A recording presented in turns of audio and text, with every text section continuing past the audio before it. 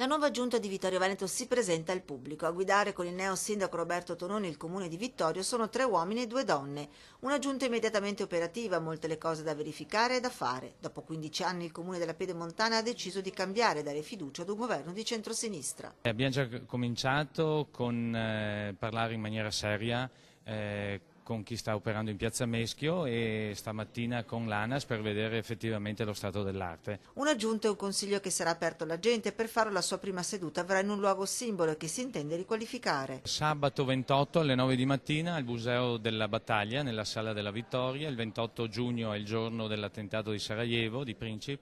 Al fianco di Tonon 2 volti giovani sia per età che per cariche politiche. Barbara Denardi, avvocato, ha tra le sue deleghe quelle alla sanità e all'immigrazione. Un po' di emozione, ma non è nuova la politica. Dopo 7 anni come segretario di circolo del PD di Vittorio Veneto sicuramente l'ambito politico non è totalmente estraneo alla mia vita.